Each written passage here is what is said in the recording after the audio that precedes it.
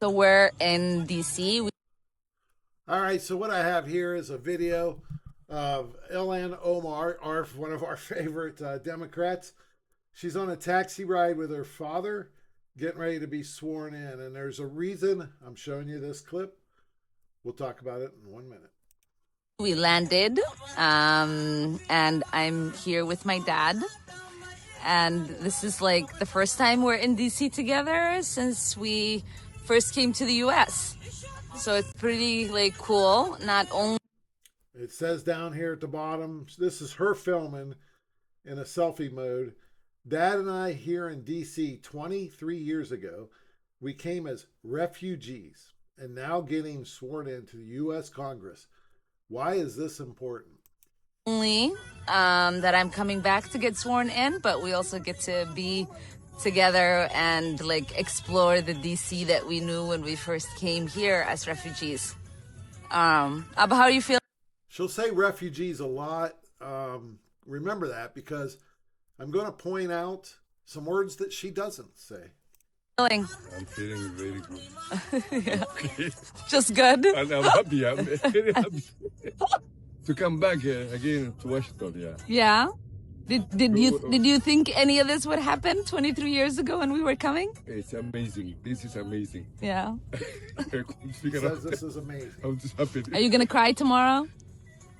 For sure. For sure. She's going to cry for Then you're gonna make me cry. Yeah. Yeah. After 23 years, this is amazing. Yeah. Abi, you did a good job. Thank you, Abo. Allah, you did a good job. I only did it because you helped Yeah, man. and you encouraged. We're all gonna be crying mess tomorrow, you guys. But it's been a long journey, and I'm so excited that I had my dad with me all along. I'm glad she mentioned the long journey. I'm going to finish the clip first, and then we're going to talk about that journey. And tomorrow will be a very special day. We're gonna get some sleep and food, and catch up with the rest of our family, who again is like coming from all over the United States, all over like the world to come witness history being made. Yep.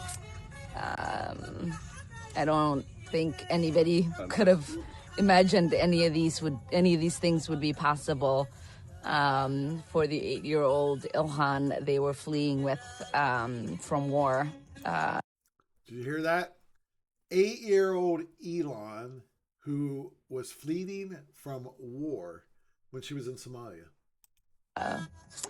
Just a little over 20 years ago. So I'm not gonna cry. We're not gonna cry. We'll be fine. All right, bye. Okay, so Ilhan Omar getting ready to be sworn in Congress. And why do I have a picture of Saeed Barre? Saeed Barre was the guy who was in charge of Somalia whenever she was a little girl. Her father, by the way, I don't know if you know this, but Ilhan has a book out where she talks about her life from being a refugee and leaving the country. And what she talks about is when she was a little girl, she didn't go without.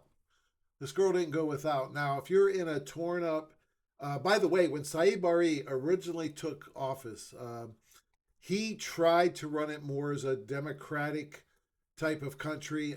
They got into conflict with Ethiopia, which was backed by the USSR. Guess who was backing up Somalia back then? The United States. You know, we're started years ago in the Jimmy Carter era. We were pumping money into Somalia. And most of it had to do with them being a coastal, down the coast there. They had control of the waters, and we wanted some of those pathways through the water. Anyway, this is all going to come to a head here. Guess what Saeed Barre turned into? A dictator. Yes, factionalism went rampant because he had to control everybody. Now, you may be asking, how did we jump from Ilhan Omar to Saeed Barre? Well, it's real simple. He's in charge, and guess who's working for him? Do you remember the guy in the back seat of that taxi? Ilhan's father? Well, he had worked himself up to colonel in this army, whenever I'm actually going to play something for you. Let me find it. It might be right here. Let's just of the go. former president Abdi Rashid Ali Shemake on 15 October 1969, and Siad Barre's rule would last for 22 years from 1969 to 1991. The Barre regime became increasingly oppressive and violent in the late 1970s and through the 1980s, although mass atrocities did not begin until later. In this episode of African Biographics, we look at the rise to power, eventual demise and death of Mohamed Siad Barre, as well as a brief history of socialist Somalia. While Somalia is ethnically Okay, they're going to go into a bunch of the background. What I wanted you there to see. 1978. The 1977 to 1978 war between Somalia and Ethiopia over the Ogaden region and the eventual defeat. Okay, when they're talking about the Ogaden region, it's a piece of land between Somalia and Ethiopia. Kind of, I believe, where Somaliland is now. But let's keep watching, and then I'm going to tie it in for you. Of Somalia altered the military balance of forces in the Horn of Africa in favor of the victorious country, Ethiopia. Consequently, it was Somalia's defeat in the Ogaden War that compounded and fast-tracked the process of collapse in this country of Somalia. After the war, Somalia was by then awash with weapons of war. The military regime was not capable of exercising control over the entire country, and the clan-affiliated military resistance against the Siad Barre regime increased. Somalia's Ogaden War with Ethiopia revealed weaknesses in Siad Barre's leadership and his hollow authority. Also livid at the Soviet support for Ethiopia, Siad Barre abandoned scientific socialism and he switched sides, allying himself with the United States, and he also sought. And this is how we end up with an Ilhan. Saeed Barre starts to align himself with America. Again, going to be tied in here in a little bit. Refuge increasingly in the support of his Darod clan. In January of 1981, former United States Secretary of State Henry Kissinger visited the presidential palace in Mogadishu, hoping to further strengthen the United States-Somalia ties. Siad Barre had criticized the previous United States President Jimmy Carter for not backing his country against the Soviet Union. But now Henry Kissinger was convincing the then President of the United States, Ronald Reagan, to view Somalia as a crucial front for the United States-Soviet Union Cold War confrontation. You get what they're talking about there? So Carter out, Reagan in, and Reagan started courting the Somalians, and the Somalians wanted to say, look, we're fighting the Russians, you guys are against the Russians. And so they got him on board through the bigger Cold War between Russia and the United States. This is all going to be important. Stick with me. In the 1983 budget, Ronald Reagan requested $91 million in military and economic assistance for Somalia, plus another $18 million in food aid for refugees. That year, Somalia's GDP was less than $750 million. However, later on, reports from Amnesty International, Human Rights Watch, and the press about the atrocities that were being committed. Okay, now we're getting really close to what I want you to see. Committed mass atrocities. What kind of atrocities might those be? By the Barre regime led to a sharp reduction in the United States aid to Somalia by late 1980. So what he's saying, I know he's hard to understand, that's why I keep stopping it. We were giving them millions and millions of dollars. What's new? Still in 2026 doing the same thing, right?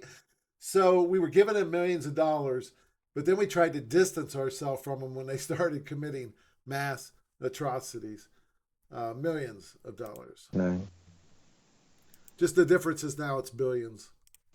As I mentioned earlier, after the Ogaden War, the people in Somalia were not so happy and the Siad Barre regime was heavily in debt.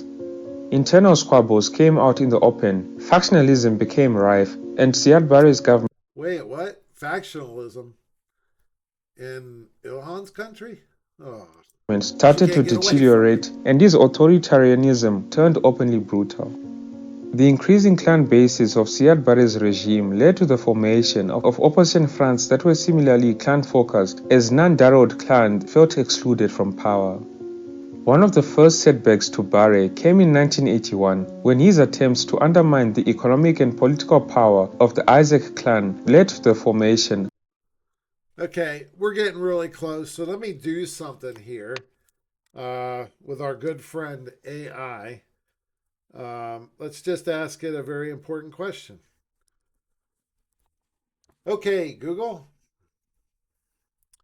What years was Ilhan Omar's father in the Said Barre regime military, and what years was he colonel?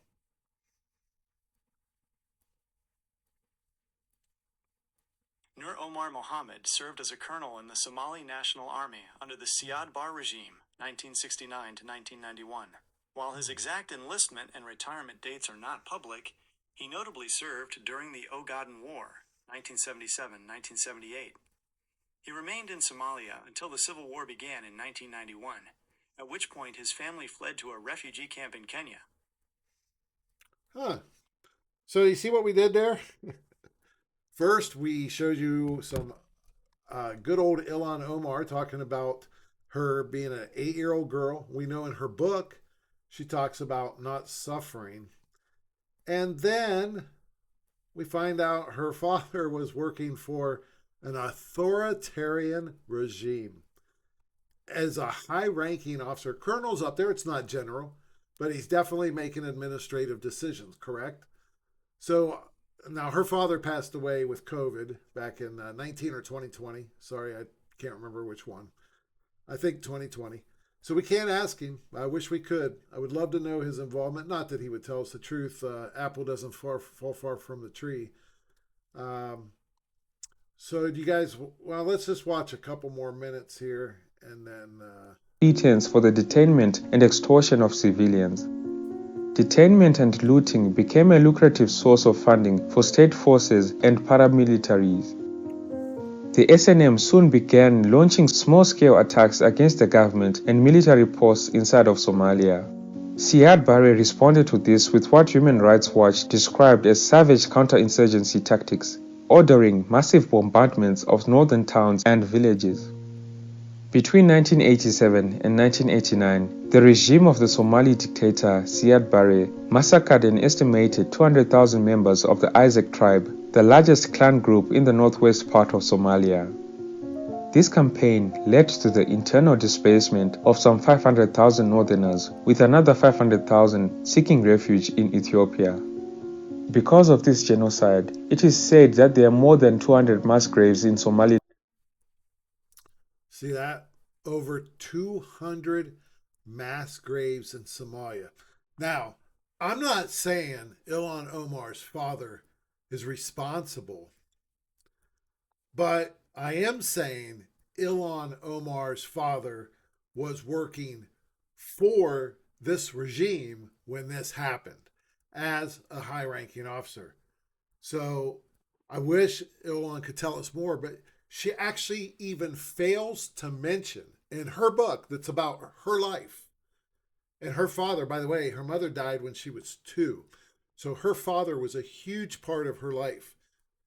She doesn't even mention that he was even in the army, even though he was in there for 20 plus years. I find that to be a very interesting fact. It's not always what you do say. A lot of times it's what you don't say. Most of them in the area known as the Valley of Death. In its final years, Siad Barre's government steadily lost control of much of the countryside to the chiefs of the warring clans, plunging the country into social and economic problems. Human rights groups issued reports citing a consistent pattern of political imprisonment, torture, political killings, and discrimination against several clans. In May of 1986, if you couldn't hear what he said there, torture and political assassinations. President Siad Barre was seriously injured in an automobile accident, but later that year, he was nominated by the country's sole legal political party for re-election. He ran uncontested and won a new 7-year term. Yet there continued to be questions about the extent of his recovery. Reports of feeble health combined with the country's internal strife led to a weakening of his grasp on power. It is said that towards the end of his rule, he was struggling to arrange a successor that would ensure that his family and clan remained in power. This regime continued to launch targeted reprisals against the civilian population throughout 1990. Siad Barre's presidential brigade, the Red Berets, were responsible for civilian executions in and around Mogadishu. In one incident, the Red Berets killed 100 civilians I guess in the book she does talk about growing up in Mogadishu. Gathered in a stadium. But the writing for Siad Barre was on the wall. In January of 1991, Siad fled Mogadishu as armed opposition movements took over Somalia.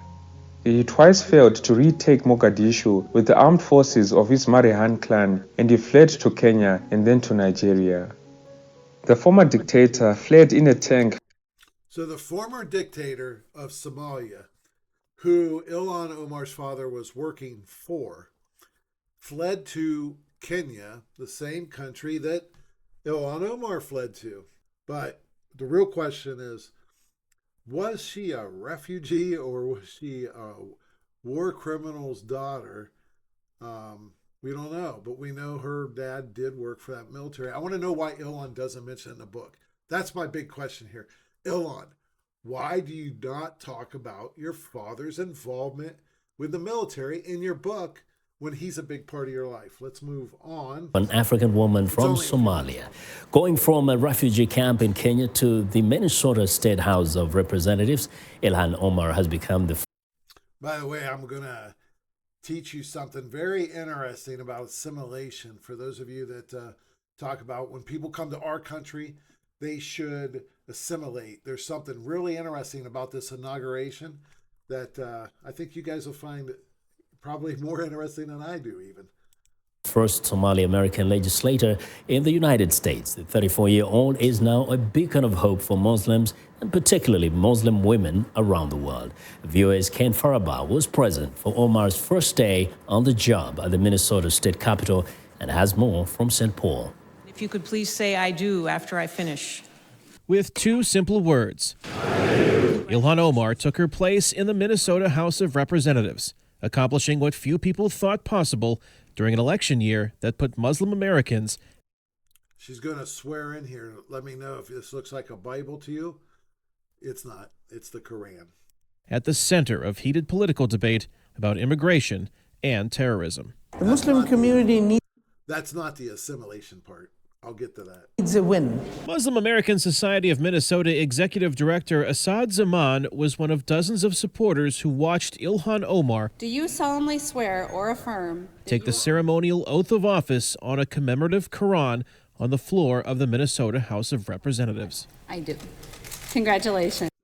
And you see, she's the first Muslim woman in the Congress, and you see her head dressing there, the hijab. Hijab, I don't know, someone jab. So let's just go ahead and tell you now. I'm going to let my good friend AI tell us. Okay, Google, why did we allow women to start wearing head dressings on Congress? The 2019 rule change allowed religious headwear like hijabs or turbans to align with First Amendment rights and religious freedom. Would you like to see the specific text of the updated House rules?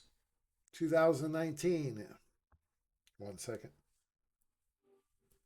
2019, isn't that when Ilhan Omar was inaugurated? Is that why we did it?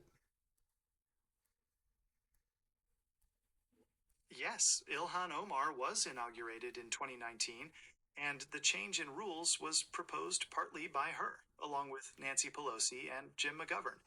It was to allow religious headwear in the House floor, reflecting religious diversity. Okay, you see what happened here?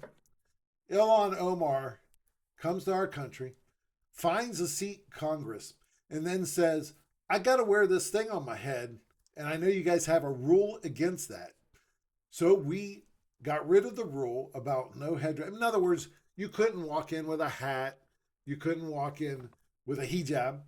And we changed it for her. Not the other way around. Assimilation, you come to this country, once in Rome, you do as the Romans. Not the Muslims. They come to Rome and they tell Rome how it will be.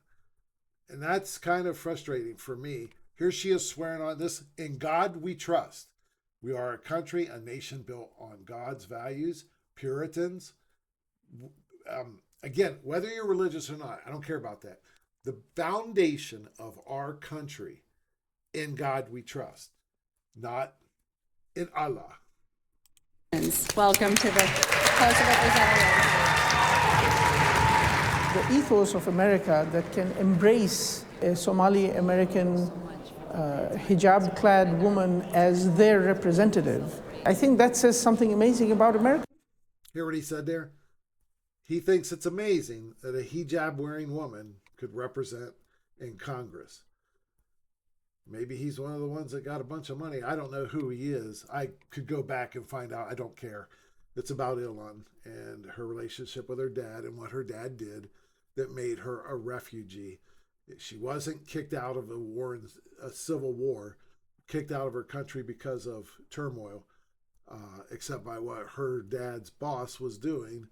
And I find that interesting. The negativity of the 2016 presidential election campaign is now a footnote for Ilhan Omar, who views her role in the national conversation about Muslim Americans as a positive one. It sort of provides a counter narrative to say, well, all is not bad, that there is good. And if someone like Ilhan, who has all of the odds against her, can succeed. All the odds against me. What were the odds against you? You have a better life here in the United States than you ever was going to have as a member of your clan in Somalia. She literally should be thanking, Allah every day for her existence in the United States. Instead, she comes here, makes us change rules for her, and then somehow billions lost in her district on a program that she initiated. Then, we are able to see that as a country we do have a balance of both good and bad, and that we just have to Guess who's the bad part? Figure out a way to come together and make sure that we are amplifying the voices of good. While Omar is the first Somali American legislator serving in Minnesota state government, she did not win the support of the majority of the Somali American voters in her Minneapolis district. She was elected to her seat by courting voters outside the diaspora. Politics is the art of inclusion, and Ilhan Omar has practiced inclusive politics, and she has been able to put forth a candidacy that is attractive to a largely white liberal group of voters, and she has convinced them that she is the best candidate. She's also convincing others beyond Minnesota that anything is possible, something she says was reinforced to her. That was some hair. You wouldn't get a hijab on that girl. I got to go back. Where is it? Not too far. My hands don't work out well, guys. Where is it? Check out this hair. I just got to see it again. She's also convincing others beyond Minnesota that anything is possible, something she says was reinforced to her on a recent visit to the Horn of Africa. Hearing about young people who are running.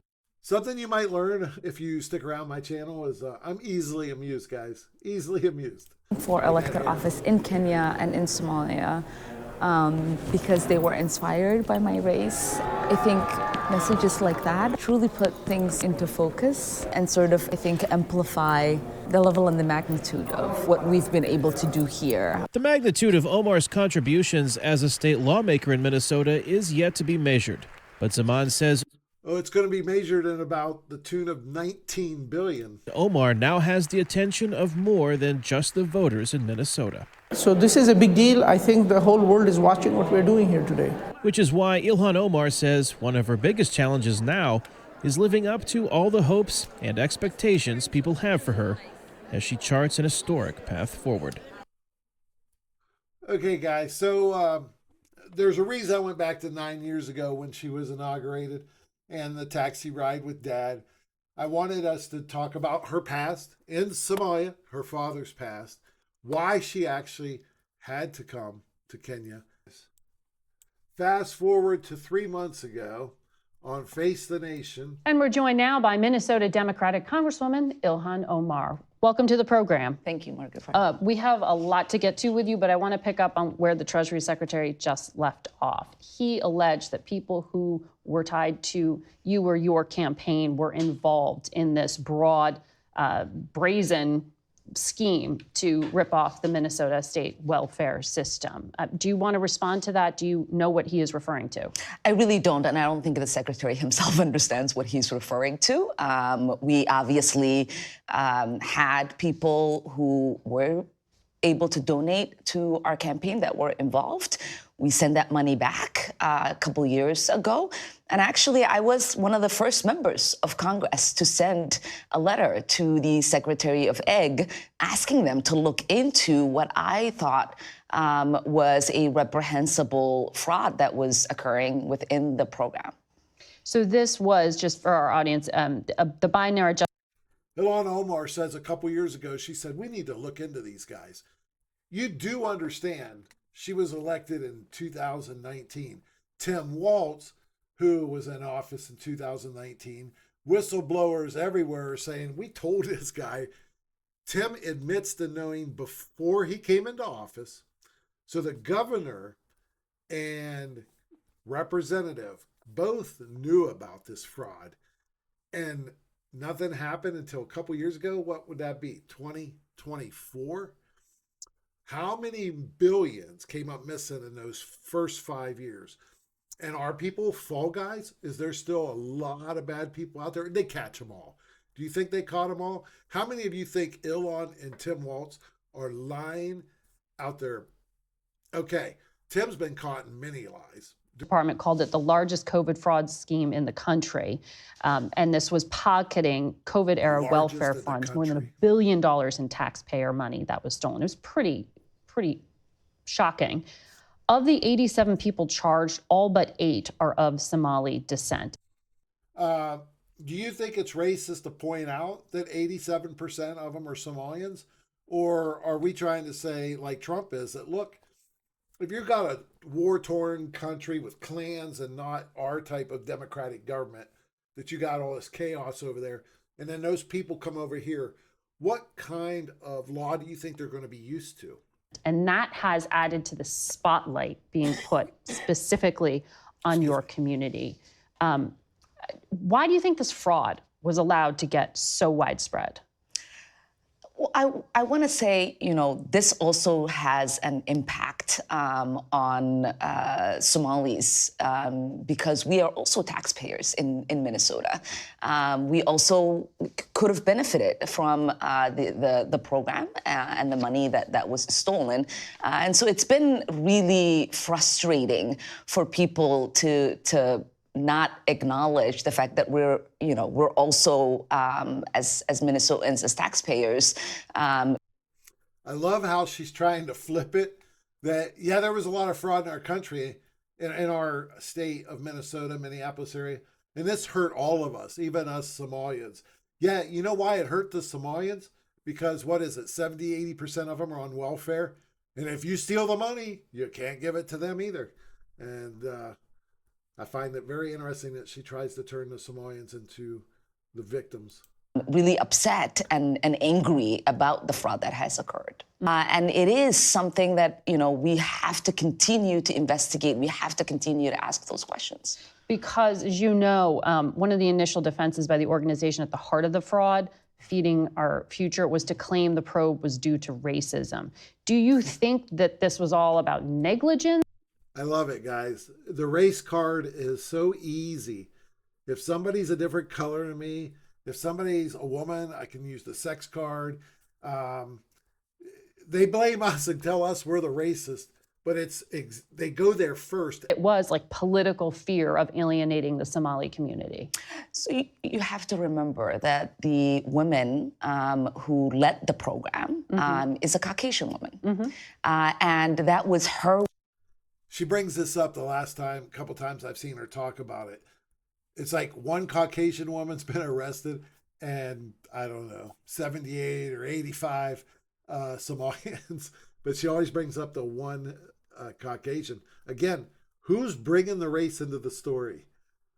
way of making sure that this would continue to happen by using whatever rhetoric that was available to her. We do know that when the money was stopped, they did sue.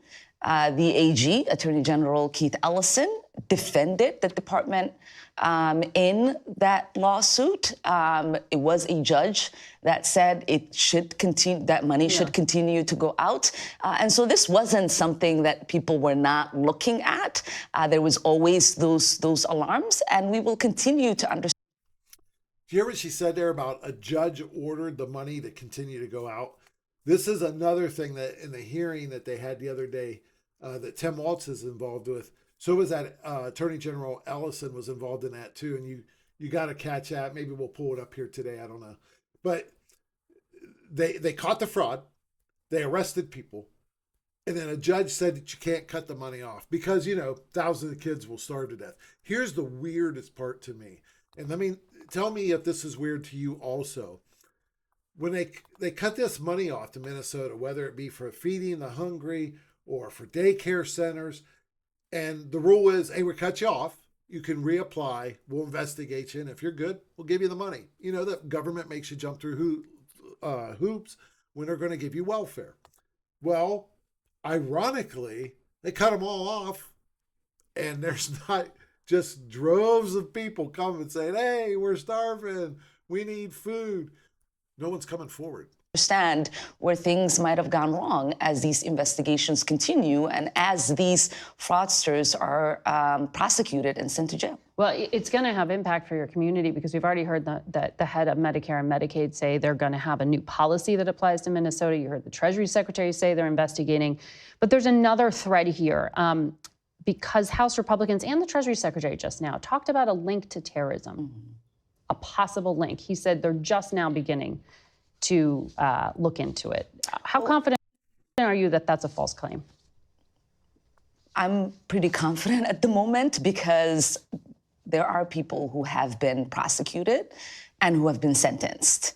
If there was a linkage in that the money that they had stolen going to terrorism, then that is a failure of the FBI, and it's the FBI's fault. Our court system in not figuring that out and basically charging them with these charges. And so I do know that for many years, this sort of alarm that there is money being transferred through the airport in bags and going to terrorism that accusation has always existed. There's never been here and there in those accusations. But if that is the case, if money from U.S. tax dollars is being sent to help with terrorism in Somalia, we want to know. Yeah. These are people that do nothing but complain. They complain. And from where they came from, they got nothing. We don't want them in our country. Let them go back to where they came from and fix it. Thank you very much, everybody. Okay, I get why this is a very controversial statement. So I'm curious, please comment down below if you agree with Trump or disagree. It's disgusting. It's completely disgusting. These are Americans that he is calling garbage. And we feel like there is an unhealthy obsession that he has on the Somali community and an unhealthy and creepy obsession that he has with me. I think it is also really important for us to remember that this kind of hateful rhetoric and this level of dehumanizing can lead to dangerous actions by people who listen to the president. When Ilhan's talking about dangerous rhetoric, what about the mass atrocities caused in authoritarian dictators in Somalia when she was a little girl? I want to ask you about something else that the architect of the president's immigration policy, Stephen Miller, said. On Thanksgiving Day, he posted, "No magic transformation occurs when failed states cross borders." At scale, migrants and their descendants recreate the conditions and terrors of their broken homelands. What do you make of this argument of failure to assimilate and sort of ruining America? Hey, here's what. How do you understand this? So here is our topic. And right now they're picking on Stephen Miller. They love calling him a Nazi, even though apparently he's Jewish. Let's go ahead and dive into this. The conversation about assimilation. I mean, when I think about Stephen Miller and his white supremacist rhetoric, it reminds me of the way the Nazis described Jewish people in Germany. And, you know, as we know, there have been many immigrants who've tried to come to the United States who've turned back, one of them being Jewish immigrants. We know the way that people were described who were coming from Ireland, Irish immigrants. We know the way in which people were described back then when they were Italian immigrants. She's all about talking about Nazi history and comparing us to Nazis, but still refuses to talk about her father's involvement with mass atrocities. Did I get that right? She wants to talk about, there's no connection, by the way, between Stephen Miller being a Nazi. She's just drawing this inference. But there is a connection between, let's see here, just adjusting my camera, guys. There is a connection about her father and involvement in mass atrocities. So, which is it? We're going to talk about it or we're not going to talk about it? Oh, that's right. If it fits your narrative, we're going to talk about it. But if it fits your childhood and your refugee status, we're not going to talk about it. And to me, you know, we're yes, of course, ethnically Somali. We are in this country as Americans. Yeah. We are citizens. We are productive. Congresswoman Nancy Mace led an effort to censure. Nancy Mace. She's also not an Ilhan Omar fan, and she nor a Tim Walz fan. She will rip them a new one. I like her. Omar. It ultimately failed, but that only fueled even more grotesque and hateful language, also directly from the president himself. President Trump went on social media and basically had a tirade targeting Omar and her home country, Somalia, saying in part, "What scum do we have in our country?" And on Thursday, aboard Air Force One, he said this. I love these people that come from a place with nothing, no anything. And then they tell us how to run our country. Now, I think if she got censured, that's great. If she got impeached, that's even better. They impeached me twice for nothing. And they impeached me knowing the Republicans are on my side. Congresswoman Omar. You think Trump's going to have any sympathy? This government, well, the Democratic side, tried like crazy to put Trump and his family and people he knows in jail forever. They wanted Trump to rot in jail. This is a guy whose theory, not his theory, his campaign motive is make America great again. While we're watching Muslims and hijabs tell us how to run our country. Mind-blowing. Is back here with us. So I guess we'll begin with your reaction to the language we just heard from the president there. But also I want to ask how you are doing. You've been attacked by the president, by a colleague whose office is right next. Just like with apple cider vinegar. Come on. Can we act a little more? Threatening you. How are you holding up first? Guys, you know, I've been here before. The reason I'm beside myself on this questioning is she's a refugee at 8 years old and 12 years old, had to come to America. This girl was uprooted from her country as a little girl, and I get it. Any 8 to 12-year-old girl is going to be really impacted by this kind of a life. And for the better, again, why she should love America, not always put it down. But now Trump says something, sticks and stones may break my bones. Oh my gosh, give me a break. Oh, how are you holding up, Ilhan? Please tell us.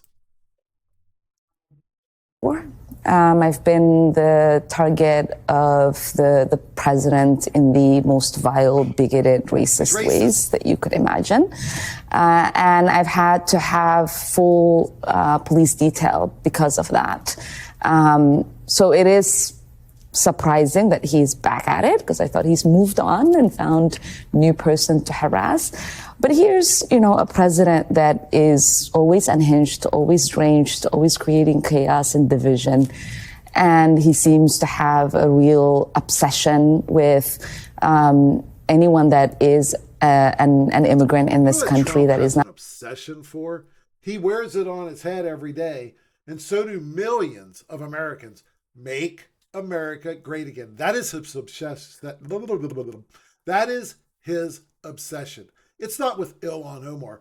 His obsession is that you don't make America great again. I am so tired of this woman. This is why I had to talk about her today. I had to vent to somebody. Do you guys mind if I vent to you? He's not obsessed with you, Ilhan. He's disgusted by you. Big difference.